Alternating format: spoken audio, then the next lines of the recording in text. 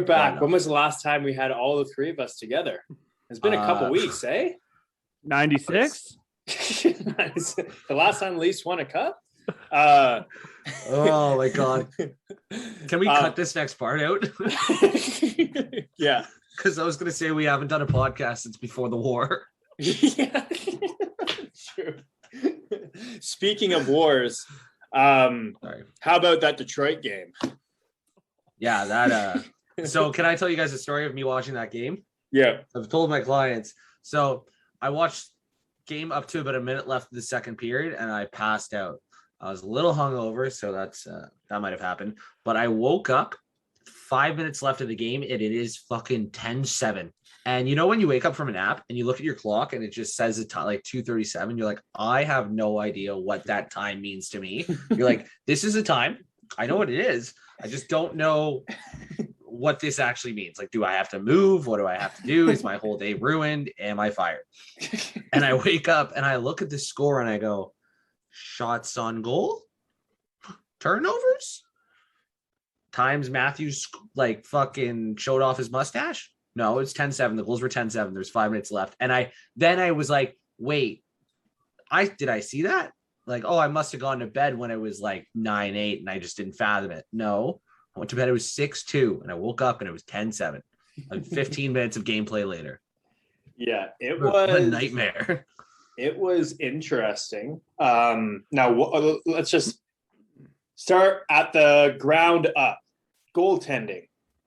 In that game, there was a lot of takes from Leaf fans, and the Leafs acquire Marc-Andre Fleury for a second-round pick with some salary retained and maybe a prospect. What are your initial thoughts? How do you feel? Good. Right? I feel bad for Jack.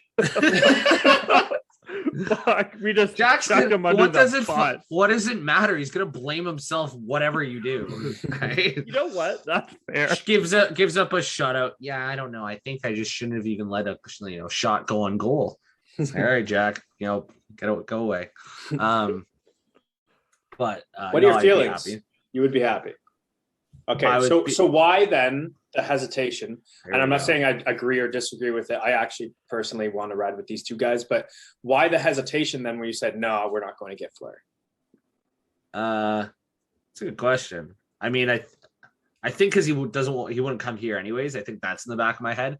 But Fleury would be the only goalie or would be the best goalie to give you exactly what you think he would give you, right? Like if you got someone like, I'm not saying these things are going to happen, but if you got Gibson, I don't know what other goalies are around that you could get, but John Gibson's another example where it's like, if you got him, I'm like, I don't know if that will end up being an upgrade. Yeah. With Fleury, exactly. Even if if Campbell's playing at the beginning of the season form, yeah, sure. But let's just say Campbell at his best is a 920.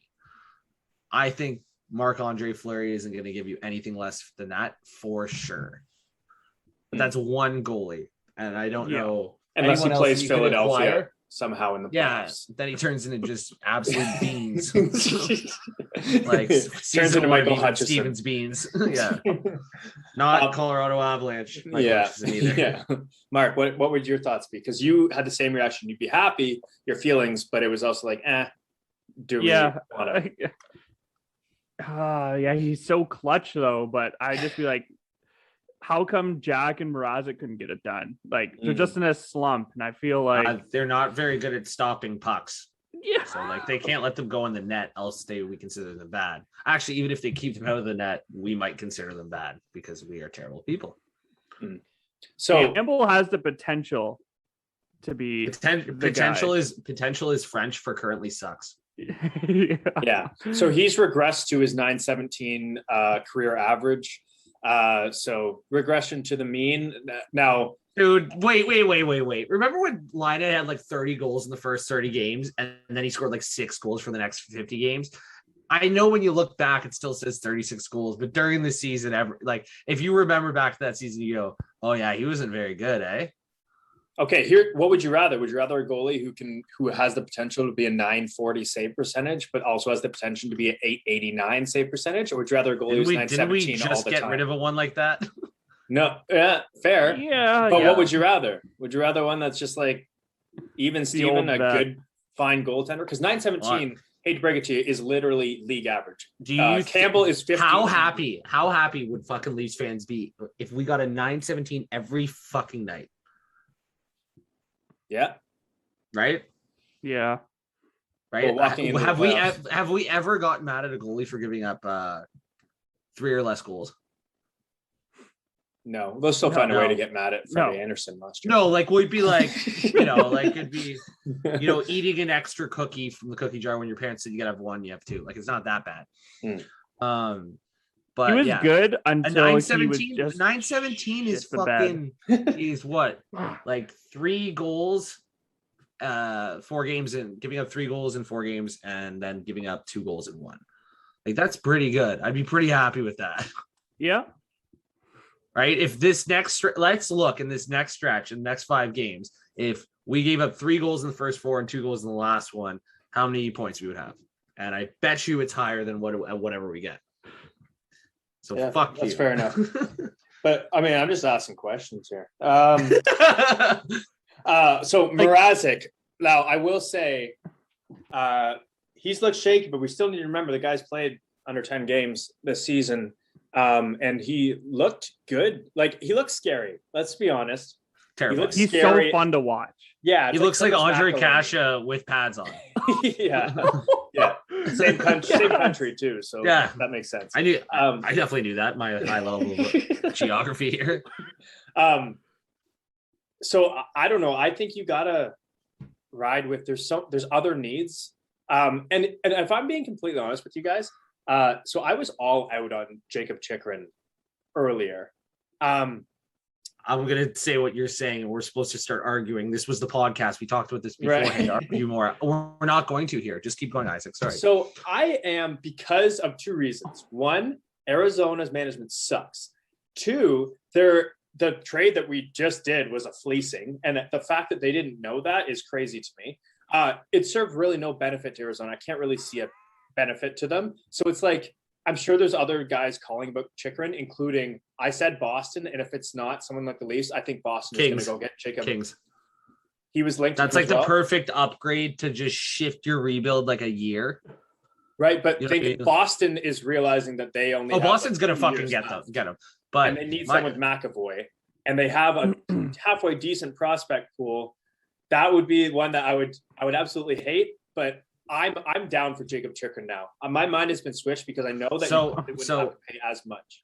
Do you know how they said like you have to overpay? Yeah. Right.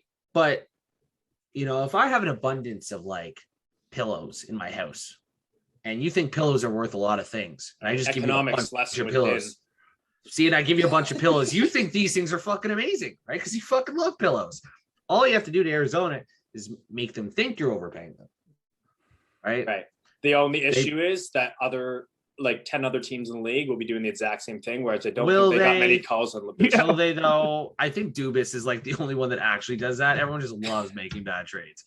Right? Everyone just fucking loves it. They're like, hey, watch this.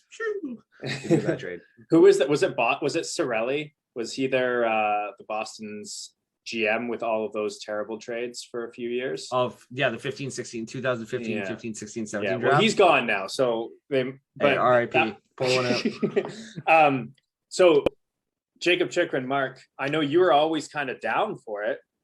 So are you still is he your guy that you would want the Leafs to target? Is he your number one? Are you on first base with him or like third base? Yeah, that's a home run. I want the top 4D in right now. That's it. If he's the only one we got, I don't. It's so cool if you get Chychrun and then you get rid of Muzzin somehow.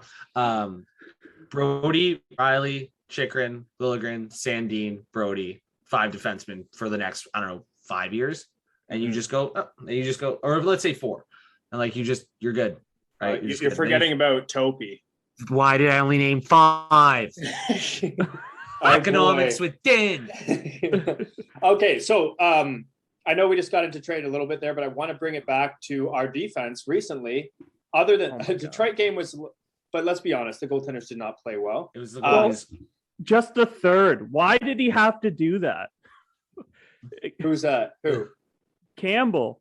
Yeah. He only let in 2 goals, and then the third happened. Well, I went to bed at the end of the second period. I was like, oh, thank God Campbell's having a good night tonight. Yeah. And then, like you couldn't change someone's mind within 15 minutes. Quick. Like you couldn't change my mind so drastically in 15 minutes with anything.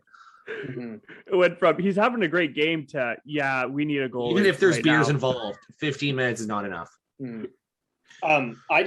I watched last night's game against Washington, and I was like, man, I love the Sandin pair right now. Like, I think we just really love Sandin. Like, I think Muzzin was a negative to Hall, but I think Sandin's like a huge positive to him. The same way Muzzin might have been. And Lyubushkin, I like his play a lot. He's like a good Marincin.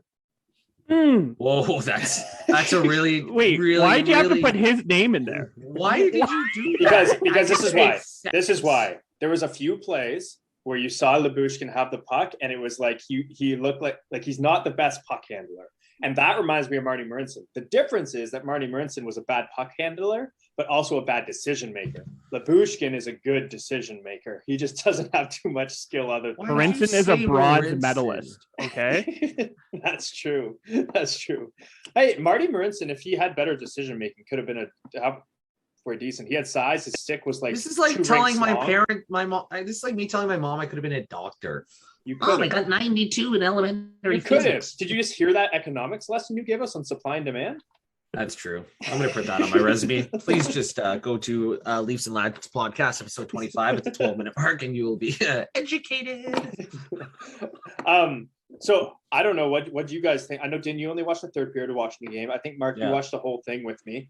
We looked like Hall was the flashy guy because he got a couple like really nice plays there that everyone noticed. But just defensively, was there too many chances that the Capitals got, other than on the power play, which shouldn't have been power plays? We can get to that. Yeah, the shorthanded. I have no idea, dude. I saw all the videos, so all the good shit. I know. Okay, perfect. Yeah, but yeah, you like their defense too. Yeah, TJ Brody is. Well, he's dude. That pairing is nasty. Automatic. Yep. They're not even like a good pairing. They're nasty. There's Din's approval of solidification of nasty. So here's a question: if TJ Brody was up for contract at the end of the year, would he be making upwards of 7? Oh, why are you doing that? No, because I'm trying to say how good a deal it is that we have him for what we have him. It's just an awkward age, but I get it. Let's say if 2-year deal, I bet it would be like $7 million a year, like a 2-year deal. I mean, look what Seth Jones just got. Yeah, we'll also look what Ristolainen's about to get. Well, exactly. So I think we. Like, people want to talk shit about Marner's deals, but the fact that we got Brody signed for that, Riley took a pay cut, like we have Cashel for 1.5. There's just so much good that people don't notice because it is still around the $5 million range. But that's amazing for that type of guy, TJ. He's a number 1 defenseman. Yeah. Yep. Yeah. He has to play with a two-way guy or an offensive guy, but that doesn't really make a difference. Yeah. Especially because most defensemen coming up are two-way guys, if not offensive guys. Let's be real. Yeah. But I think Brody's still more Brody without the other guy than vice versa. Yeah. Well, I mean, look at Riley and Hainsey. Look at Riley and Cece. I'd rather not. Any more examples of what you just said, right? I'm literally not going to do that. I'll never do that. The worst advice ever. Do you remember who he played with before Hainsey? I don't know. Fucking create a player number 3. Did he play with Phaneuf ever? I hope not. Or was that right after he left? I can't remember. I feel like didn't he play with Koska for like a season? Oh, Michael Koska, no. You know how much Jeff therapy Finger is maybe nowadays?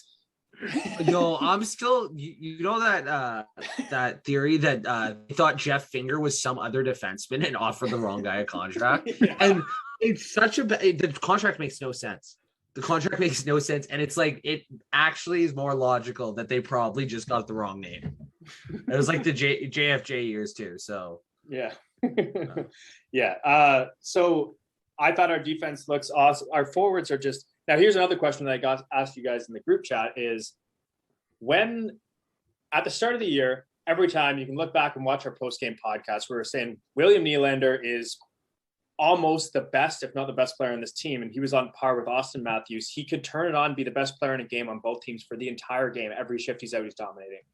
Yeah. He's still his contract and above right now, the way he's playing. But where has that William Nylander been? And John Tavares, I'm not worried about John Tavares because he had an awesome game. Yeah, and he's not a flashy player anyways. He does the right things on the defensive side. But William Nylander has the capacity to be the absolute best player on the ice, but I haven't noticed that in weeks. Yeah, remember when he used to like take the puck? He used to do what kind of Austin does, right? Where he protects it along the boards and just skates in the middle and just kind of goes around and no one catches up to him. He was a rep player in House League. Yeah, and it also looks effortless too. Like, you know what I mean? It doesn't look like he's skating hard, which I mean, he's not. Yeah. But no, you haven't seen him do that in a long time. Yeah, I wonder what it is. Yeah. Because he's still playing. Because he's still been good. Yeah, and he's still playing good too, right? Like he's not you know when he's pretty binary to me. Like either he's like the worst player on the ice or the best, but he kind of is just seeming like almost like John Tavares. Well, he seems like a $7 million player right now, which is great. How dare you say that? Right, it's great. But at the start of the season, it was like, why isn't this guy getting paid? Thanks for being good value, buddy. We don't do that on this team. Yeah. Well, I just either best value or worst value. So much talk of John Tavares being a little off the last little bit, and he hasn't scored goals, but like look at all the amazing stuff he's doing. Last game was absolutely amazing. I tweeted he was insane, but he just needs to get punched in the face before every period. Like that guy, when he was mad there, like that was that the first time John Tavares had ever been. We don't king shame on this channel, by the way, everyone. We said it once and we'll say it again. He got hit in the face. And then I saw a bunch of tweets like, where were his teammates sticking up with them? This is why they're not a playoff team. Like, shut up. No, wait. So I was messaging some guy for a bit, and it was just like, they're I was actually in the middle. One was saying like he should like that'll fire up the team, like he should do that. And the other person's like, no, he's William Nylander, he's not going to do that. And I was just like in the middle, like if William Nylander did anything there, it would fire the boys up too so much. But I also don't expect him to. But if he did, like it'd be sick. And I do think it would, like I've talked about this a bunch where I'm just like, no, I don't think Kyle Clifford getting in a fight or like hitting a guy fires up the bench, because Kyle Clifford came from a waiver wire and is up and down from the lineup and attends a quarter of practice a week. I don't think they're buying into like if the goon does something drastic. I think they buy into Jason Spezza getting in a fight when they're, in game 7. Yeah. Also, what showed up, someone that's already good, right? Like, and I mean, Matthews, I wish you'd see more out of that. I know he apparently had that earlier in the game, as you were saying, Isaac, but I think this. You said he led the team in hits. Yeah. No. So it's one example, but like it showed last night. He was so physical. If you see Austin Matthews hitting a guy hard, like that fires you up. If you see Willie, if Willie ever absolutely open ice hits someone, the bench is going to cheer the loudest it ever has. Right? And he has the size. I would say a game 7 goal, but they wouldn't know. So Mark, what were you going to say? I was just going to bring up the Matthews. Like he was insane last night too. Like both ways. Like in the his defensive zone. He nailed a couple guys, and I was like losing my mind. I imagine the boys on the bench would be doing the exact same. Be like, oh yeah, that's the guy. Yeah. Now, Dangle this morning in his video made a point saying that, like, because I'm a little bit in the middle in this too. Like, I'm not like completely. Am I in the middle, or what do you consider me? Well, you said you were in the middle, so I'm just going off what you said. Okay. Oh no, I thought you were saying something different. No. So like Mark went like. That it's a little silly that people are saying this. And I think you're saying that probably, Mark, because you know the type of people that are saying it. And those types of people we all do think are silly. They're the ones who think Kyle Clifford should be on the first line, right? So they're like, if Kyle Clifford was out there playing 18 minutes a night, this wouldn't have happened. Or I actually said that. I also think like guys are competitive elite athletes and they're fucking all huge. Like you're telling me like William Nylander can't grab a guy by the collar. Yeah. Like, it's not expected. Okay, why isn't it expected? Why can't you do it? Like, I know they're not going to, but like, it's not like. Well, my take on that was like, yes, it would be nice if someone stood up especially for John Tavares, who's just like the nicest guy. He's the captain of your team. It's Tom Wilson. But then on the other hand, I think Tom Wilson probably should have gotten a penalty for that. Let's be honest. But I think that refs, hey, let me finish. No. If he Tavares cross-checked him first, like out of nowhere. So here's what usually happens: is the third man in is the one that gets the penalty. And what happens if the third man in on that play goes in, William Nylander gets a penalty, we don't score the game-winning goal a shift or two later. So you can look at it from both sides and think in the playoffs, if that happens, you definitely want, because they're going to have their whistles. But they don't. Definitely Name want one someone. time. Name one time. Where what? That like Nylander, Matthews, or Marner's actually throwing someone around or even grab them by the shirt. Like I wish we could have seen it like once or twice to know like it is there. Because it's like, you know what? It's not for any of them. Like I've seen Matthews and Marner get pissed at stuff. Have you ever seen William Nylander like really mad? I think earlier in his career. Probably at Babcock. Is that what you're saying? Babcock show up, get him fired up. Yeah, they should hire Babcock to just sit right next to the Leafs bench and just chirp him from behind. Nylander would pay him to put him on the fourth line. Put him on the fourth line. Can't play defense, and just get him fired up there. I don't know. I'm a little bit on both sides. It would be nice to see someone step in, but at the same time, like that's what I was going to say. Is Steve Dangle made a relatively good point. It's like, what if John doesn't want him to? You know, and like John Tavares got super pissed off after that place. Like, but it's never happened. But it's never happened. Yeah, and that's like like we you also have to think. You also have every to think, time. I've made this point throughout the season. This is a team who is still young. We've been through a lot of shit as fans, and they've been through shit as a team a lot. This is what happened. This is why Washington ended up finally doing it. Like this is why Tampa ended up finally doing it, is because you go through all of these shitty situations. I have no doubt that after that game, they watched that back, and either John Tavares or Simmons or Keefe was like, Willie, what the fuck are you doing there? You got to do something. If this is the playoffs, you got to do something. And these are like learning. Then you're saying that's happened before, because you're telling me that's the first time someone hasn't stood up for someone enough that put it on a big screen. This is the first time that I can remember where it's been something blatantly obvious to a captain in a competitive game. Well, when was... I mean, that's very niche. I mean, like, they've done it to Matthews a million times. Right, and they got penalties off it. I would rather a team that went on the power play than a team that just... Me too. My thing is I wish I just saw it once. Right. Right, where I know, like, if something really bad happened, they would do something. Or it's there, right? It's just not. Yeah, well, I guess we'll see when we get to the playoffs, which is the only thing that matters to anyone. I don't even want to watch them. I'm already nervous. Are all of you? We talked about this before. You're still in the same boat. Like I am so in playoff mode. Like I don't care. Like the big one is like the 10-7 game. That's one of those ones where it's like, hey, fuck. Like it would have been nice if one of our goalies didn't let in 3 goals, but. Those are the ones where like it's or like 10 game goalless streaks by Tavares. Like those mean more than like individual games.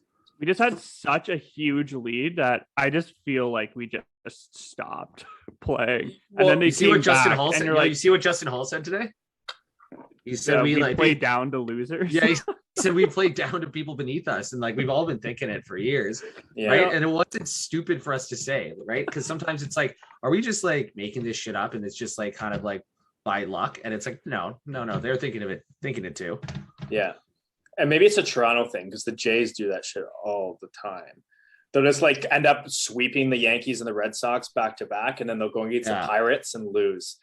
And it's just like, what is going on? So maybe it's just a Toronto thing. But I don't know. I'm not worried about this team at all. I still think that we're the best team that we've had throughout. This is the way that I watch the Leafs right now. I watch it like I'm playing NHL. And I'm just like playing games. I'm like, hey, it would be super cool if like Matthews scored this amount of goals.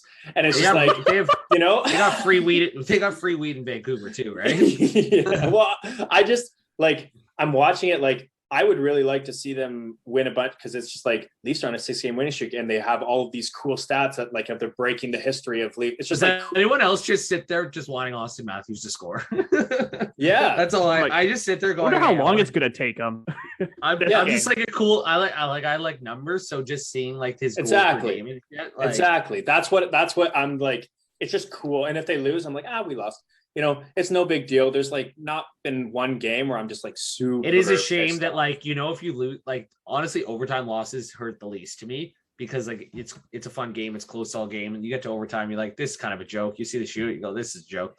But it's the comeback ones that do hurt because you have to watch it in real time.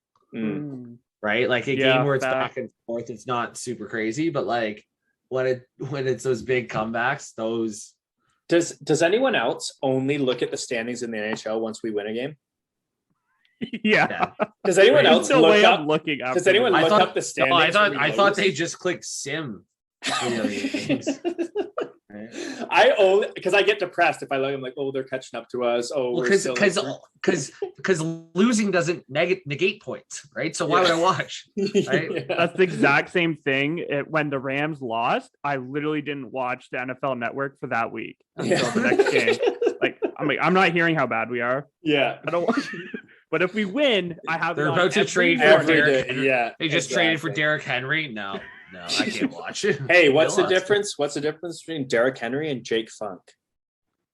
A ring. Jake Funk's. Nice. Wow. I can say that I'm a Rams fan. I get bragging rights for it. You got him. Okay, so let's get to some trade stuff. Let's start off with the link that Mark just sent us before this. Mark, do you want to go over some of the trade targets they were talking about? This was yeah. Well, I opened it right before lemonparty.com. What is this, Shay? I don't even have it open. Okay. Let's go. I'll click it again. It's in the chat. I have it right here. Here we go. Just go for it. It was pretty rich. Like I was just looking at it. I'm like, this is our list. Wait, also final results. Engvall on our poll won dirtiest player over Marchand and Wilson. Nice. So, right on. Got a total of 8 votes. Okay. I actually was thinking at first, and then I made it into a joke. But just quickly before we get to the trades, who do you guys think is dirtier between Brad Marchand and Tom Wilson? Tom. Well, I think dirty and rat are different. Like dirty, I would say Tom. Because rat is just consistently kind of like past that border. One is risk of severe career-ending injury. The other one is just annoying. Yeah. Right? Like he'll like bite you and lick your ear and stuff. Yeah, and like poke you in the face with his stick. like nibbles, right? Yeah, like, it's cute. Yeah, but like Tom Wilson will like hide a knife in his jersey and like shank you in between the. Yeah, he'll gut you. Okay, I just want to get to that. Okay, Mark, go over the article a little bit. The first, like the number 1 trade target for the Leafs is Brandon Hagel.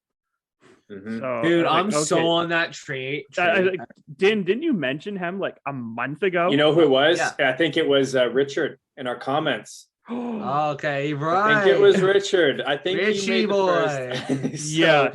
Shout That's out to a solidified statement by Richie there.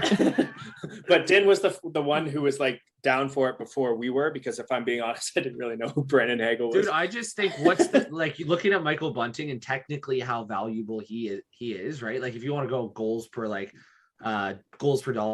$1.5 million next year. Like let's say he can be what Kerfoot is or better. You just got a better Kerfoot and save $2 million, right? That is so valuable, especially if you actually have something to spend it on. But I just think these guys that make like $1 to $2 million that are good, those are key, man. Like remember like last year where we did that with strictly 38-year-olds, and what we talked about was their ceiling is just like their ceiling and floor are just very, very small, right? Their floor isn't super duper low, their ceiling isn't super duper high. But if you can find a certified Michael Bunting and Hagel, and you've now got Bunting, Cassius RFA, no, I don't even need to list it, but if you got 8 solid players and they make $10 million, like you're done, you're good. Mm-hmm. Right. Okay. What I find interesting is just like how did no one see Michael Bunting coming? You know, because he. The thing I'll give credit for Leafs Twitter is there's quite a few people that were on the train like this guy's going to be really elite, and I'm like, we were saying they must have known something. No, I'm talking, dude. Like Game 7 done, we lose against Montreal, and people are already saying it. Yeah, it's just interesting because he got 950 over 2 years, and The like 2 years makes no sense for someone who you would think like would be at least a middle six player. Like, how did a team not offer him 1.5? I get why he didn't get more than that. No, I get it, but like, how did? Dude, well, also we can play the game. How much did he leave on the table? I know he left money on the table, but I just don't get that. If you're going to leave money on the table, why would you do 2 years? Right? Because by soaking the annual value, by eating some annual value, you go, okay, I could have got $1.8 million a year for 2 years, but I'll take the 950 for one, right? And then you're betting on yourself that the total will end up being more than the 3.6 total. But like I don't know what he would have had to decline for this to still make sense. Well, maybe from his end, they were like, maybe it won't stick right away that he's going to be playing with Matthews and Marner. Maybe we thought he'd be fourth line. Then you want to stay there for a second year, because if you get 2 years, either it probably doesn't work at all, and you're like in the minors or traded by.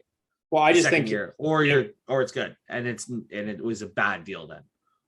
I just think like if he didn't expect maybe to be playing in like the role that he is now, at least you would have either another season to prove it or another season where he's making that much money instead of playing on fourth line, going down to minors. That's the illness from playing in Arizona. Yeah, career could just be over. Although like Richie scored. So there but also does he even know that if he scored in his own net or not? Yeah. Okay, so who's number 2 on the list, Mark? Well, then number 2 and 3 are both defensemen, and we have Chikrin and Shen, Luke Shen. So the defensive needs are decline. There. I did see a tweet saying that we had scouts in the New Jersey, Vancouver game last night. Now, if that would be like a Severson or for like a Shen or JT Miller, or someone's floated more the Connor Garland stuff because it's more. Muzzin's on LTIR till the playoffs. Yeah, book it. Right. Yeah. I know Dubas said that if he was ready, he'd come back, but he's obviously going to say that. Yeah. Brandon Pridham brings people up and down to save $400 a day. You don't think they're looking at this and going, "Holy shit, we've struck gold." Yeah, 100%. Right. Brandon Pridham's on vacation right now. Dubas said, "Hey, you're good. I don't need you anymore." The second Muzzin went on LTIR, right? So we don't need a right D. We can get a lefty, right? Way cheaper. Okay. Are we all on the agreement that a top 4 defenseman is more important than a top 6 forward? Now it has to be, right? Yeah. Lucian is not Muzzin, and seeing how Sandy and Hall play together, it makes me want to get another defenseman even more. Mm-hmm. Because that means Hall is fine.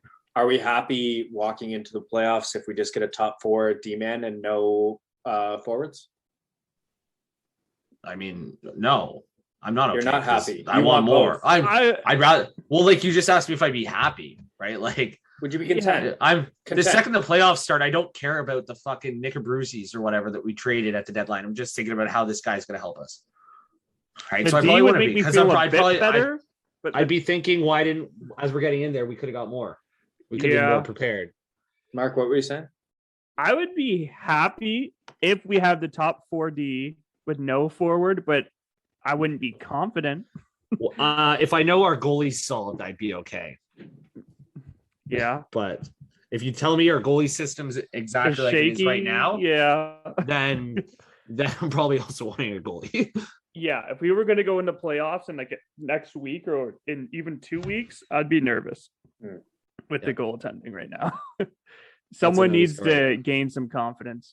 How about you, Isaac? What are you thinking? Because I'm thinking you're about to say something stupid, but go on. Yeah. A top 4 defenseman. Luke Shen, I don't think is a top 4 defenseman. Right. And I think the reason that Luke Shen is wanted by these fans would be because he's shown that he can play with Hughes, who is an offensive defenseman and a elite defenseman, and he shows that he can stand his own and make Hughes better. The issue is Sandin is not yet Hughes and probably never will be Hughes. So, and Lyubushkin, Sandin look like they could have something there. I think Lyubushkin is basically Shen, where like no, he's Bogosian. Yeah, a little bit. He's a better Martin Marincin. I feel like people wanted Shen before we got. You know how many people like my analogy better than yours during my metaphor analogy? Let us know in the comments whose analogy you like better. So top four defenseman, I don't think I would be happy if we went out and got Thomas Hertl and Luke He's Shen. next on the list. Oh, I think, dude, Hertl, I think is my biggest get for forwards, and I think he wouldn't be the biggest ask. Yeah. Now, I think that Ricard Raquel would be the cheapest guy that could still slot into the top six. We have conflict. Or dude, I start thinking like just how much better. Amazing. How much better are these guys than fucking Alex Kerfoot right now? Oh, Ricard Raquel, dude. Whenever I watch Anaheim, Ricard Raquel is a standout player for me every single time. I think he's absolutely amazing. I don't know why I'm so high on Raquel, and maybe you guys just are you higher on him than if it was shot for shot, same thing, Hertl? No, Hertl, if it's shot for shot, but you could get Ricard for a lot less. That's what I'm saying. That would free you up. Too. I would rather I think for the value you'd save not trading for Hertl or whoever the hell else, I would be okay with it. Yeah, and I guess the only difference is that Hertl can play center, which would mean that if, God forbid, someone did go out, you wouldn't have to put Nylander there or put Kerfoot as a second line center. And just think about this: Bunting, Matthews, Marner, best line in the league, with Hertl, Tavares, and Nylander on your second line. Like that, is there a better top six? Oh, that's no. So nice. Right. And then if someone goes down, you're just automatically good because you have another good winger in Kasha and Kerfoot, and Hertl can just jump into C. Yeah, absolutely. So it's like wow, you've got defense. Like if someone top six get hurt, you probably got two backups to keep it like pretty solid. Yeah. The reason I like Ricard Raquel too is he's 3.8 million, which is manageable. And like, if you have to include Kerfoot in a deal for a top four defenseman, dude, you could probably with Muzzin LTR get Gio. Gio half and Raquel full. Oh, yeah. And you could do that without having to do anything else really. Like you wouldn't have to get rid of Kerfoot. You still have cap. Yeah. Oh my gosh. So that's where honestly, would it take that much? Right? Like B prospect in a second for the Geo 50% and Raquel first. Right? He would just be a first round pick, I think. And then whatever. You can have the B level prospect. You can have Miettinen or whatever. Yeah. Right. I think we get it done. And that's not crazy. I would be okay with a first for Raquel. 100%. Yeah. 100%. Especially because we'll be drafting 32nd. I honestly don't think it would take any more than that. Like we see deadline deals that happen in the past. They're always amped up a little bit more. I think that right defenseman is still going to be highly coveted, but I just don't know if the 1A tier winger would be. Raquel's Swedish, Mark. I think. No, Thomas Hertl. Oh. We're just bringing in the checks right now. Nice. Yeah, well, Trudeau ain't paying mine anymore. So JT Miller, where do we stand on JT Miller? Too much. Mark, you go first. Yeah, with Dan. I feel like it would just that they're gonna want a lot. And dude, are we ever in the guy who's talked the most? No, he never comes. Ever. Maybe one time. No. I think it's much more likely we get Luke Shen in a Vancouver deal than we do get JT Miller. I even think it's more likely we get Connor Garland over JT Miller. Yeah. So because he's not being talked about that much other than today. Yeah. Yeah. Some of the other guys I'm seeing on this list, I'll just point a few out, is Lawson Krause, Travis Konechny. That would cost a lot, man. Oh my gosh. Philly's so dumb, would it? Yeah. They traded like 9 first round picks for Rasmus Ristolainen. Yeah. I did want to just say, I've been in a past, I said Max Domi would be awesome. I rescind my invitation for him to join the team unless it was for like a fourth. That's an official statement from Isaac Bass. Yeah. Solidified. When I watched that Columbus game, I noticed him on one play, and it was him having the puck, and it was just when I tuned in and heard Domi has the puck. Like, oh, there he is. Yeah, it was. I don't know what's going on behind the scenes or whatever, but he's just, maybe it would be something that if he comes to Toronto, would be absolutely, he could turn it around. But I'm not willing to take a chance on a guy who's $5.3 million when that means that you'd be taking away someone from the blue line because of his cap hit. So he's not a guy that I'm super high on anymore. How did he ever get paid? Like, he just seems to keep getting traded, but making bank. 72-point season will do that. Yeah. Like one. Isn't it just one? Like, yeah. Well, that's what happens. I think 44 was his second. Mm-hmm. Yeah. Yeah. It's the other guys, Andrew Kopp, who I'm not too familiar with. I don't really have much of an opinion, but Alex Texier would be one that if you could go out and get like Jacob Chikrin, and then you put in, I always like the way that Texier plays. I notice him a lot in games that he plays. And he's a good playoff type player. So he would be someone that I could, and that third line would be absolutely stat. Anyways, what are your guys' thoughts on anyone that isn't like, on this list, or I haven't mentioned? Is there anyone that you're thinking that you would really like to see a leave come trade deadline? 2 weeks, I think. It's going to be Gio, buddy. Yeah. It's going to be. I think with Muzzin going down, it opened the door for Gio. Yeah. I think it was already there, but. Do you think there's a chance too that if we don't get Gio, or even if we do at the trade deadline, that he signs a Jason Spezza contract for next year? Yes. I bet that would already be talked about. Mm-hmm. Oh yeah.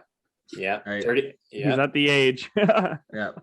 And then just randomly 4 years later, he's still on the team for $750,000. He's still fighting, guys. Yeah. Does Jason Spezza come back next year? Or do you think this is it?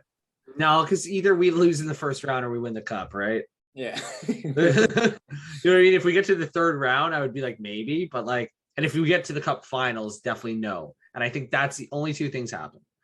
Right? Cup final, win or loss, or a first round exit. No one believes we're only going to the second, third round. Start the parade. Yeah, start the parade. We're very optimistic Leafs fans here. Is there anything else that you guys wanted to touch on? I'm good. No. No, we covered most of both games. Yeah, I just wanted to reiterate 1-1 that the Detroit game, I wouldn't be opposed to seeing just because, as we all said, we watched regular season for fun. It was exciting. It was. Yeah. I'm not totally against that. Yeah, but I texted when I fell asleep. I think I was texting the group saying, "This is so fun to watch." Yeah. And then I fell asleep and it was 10-7. Yeah. And imagine the stress in the room was high. I was at work and I was freaking out when I was watching that one. But the Capitals game, to me, I just thought that was exactly when Steve Dangle says things like, "Oh, this is playoff hockey and we're just not, we don't have what it takes." That was playoff hockey. And when we were pushed around, regardless of Nylander not coming to Tavares' defense, guys turned it fucking on. Simmons' next shift was out hitting people. Like, Tavares had the best shift of his Toronto Maple Leafs career that led to the game-winning goal. Like, yeah, that was a sick shift, man. I watched that again. That was dope. That was insane. And that's what, like, Matthews has the same thing. When Matthews gets pushed around or he gets mad, that guy is just like even more of a wrecking ball than he already is. And Tavares, it was nice to see that. Like, someone needs to get under that guy's skin because that was amazing. I'll do it if I have to. You watch the Leafs game, you see Din walk out of the Leafs dressing room. Tavares has like the bloody nose and like, you know what I mean. But that's it for us today. Who do we play tomorrow? Well, someone bad. Kraken, I think. Yes, he told you. Or is it the Sabres? Something. We do have a really easy schedule coming up, which, as Din said before we got on the podcast, means we're going to lose a bunch of games. This is our schedule for the next little bit, everyone. Read it out. All the losses. So we have Sabres, Canucks, Blue Jackets, Kraken, Coyotes, Sabres, Stars, and then Hurricanes, Predators, Devils. Yeah. So like that's like set, like that's actually 1, 2, 3, 4, 5, 6, like 6 dog shit teams in a row. Mm-hmm.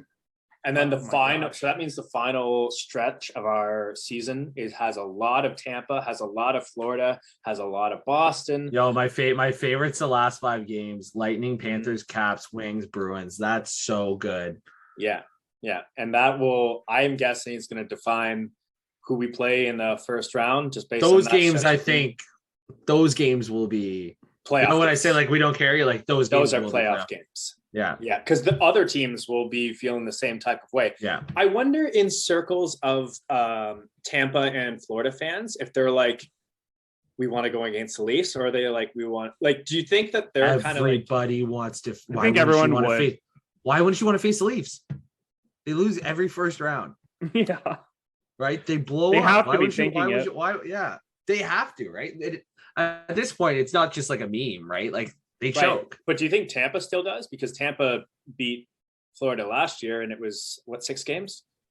So like, do you think that they would just be like, okay, we can beat this team, but the Leafs are a bit more of an unknown against them? Florida got a lot better, man. Why? Because of Mason Marchment? No. Fact. Frank Petrano. Yeah. Also, speaking of playoff games, that's what everyone in the third period, like at the beginning of the third period last game, was saying, this is playoff hockey. Look how the Leafs are getting pushed around. And then they won. And then they were silent. Interesting. Yeah. So everyone's like, this is playoff hockey. See how they're losing the physical battles? And then we go ahead and win. Yeah. We just won a playoff game, apparently. Now what? Last thing I did want to, I did want to touch on Nick Robertson. Because there's a lot of stuff going on Twitter. We'll leave on this, but like, what are your guys' thoughts in terms of Nick Robertson hardly playing last night and not getting any power play time? Man, he should have been on the power play because it was embarrassing. I text you, and this is honestly embarrassing to watch. Yeah. 0-4, no shots, and we let a goal in on the power play. Yeah. What is that? Why did we switch it up? Yeah, there was a well, I don't mind them doing that, like putting Matthews in the bumper, because it means that like they can at least know a few systems, because in the playoffs, if a team catches on to their same, and they like Montreal did, then we can kind of have a few things that we can fuck around with. But it just didn't work. But I'm good with them trying stuff, at least. Yeah, they got it out of the way. Yeah, and there was a few set plays that you could tell were set plays. There was one where Marner passed it and Matthews redirected it and just missed the net. There are a few plays like that, which you gotta love to see, because it means that they are trying stuff. They have stuff in their back pocket. But with it, Robertson playing as little as he did, other than just the power play, what are your guys' thoughts on that? I think he only had like 5 minutes of ice time. No. That's pretty wild, but yeah.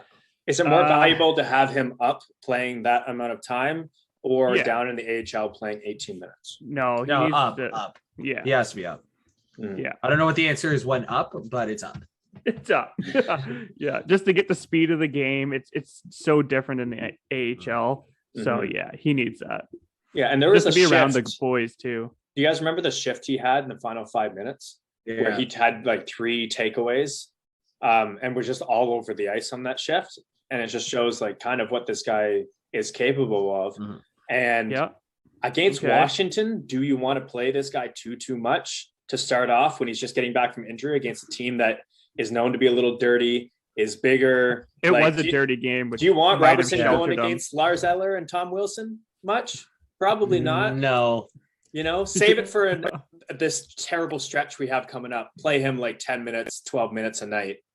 You know, that's kind of my thoughts around it. However, when Kasha does inevitably come back, does he have a spot, or is Engvall going back onto that spot and Robertson is either a healthy stretch or going back down? I don't think you bring him up to bring him back down just to play 5 minutes. If you're going to do that, then you play him. Yeah. Right. Because else, what are you going to find in 5 minutes? Else, there's literally no point to having him up. Yeah. Like how like else you better have been honest exactly what he was going to be doing. Hey, you're going to be up for a week and you got to play 5 minutes a game. Yeah. Okay. Yeah. So in the comments, let us know what you think of Nick Robertson, what we should do going forward. And also let us know, because it's getting to the deadline, who a couple of your favorite trade targets are. We know you're going to say Mason Appleton. It's okay, man. Just say it. It's fine. We get it. Don't stop just because we told you to stop. Don't stop believing, buddy. So that's it for us. We are going to do a lot more post games and stuff because I'm settled in my new place, and we're going to try, even if it's just one of us or two of us, we're going to try and do a lot more content for you guys. Road to 1,000. Make sure you subscribe. So we want to do some lives in the playoffs. Peace out, everyone. Subscribe, baby. Peace, love, and road hockey.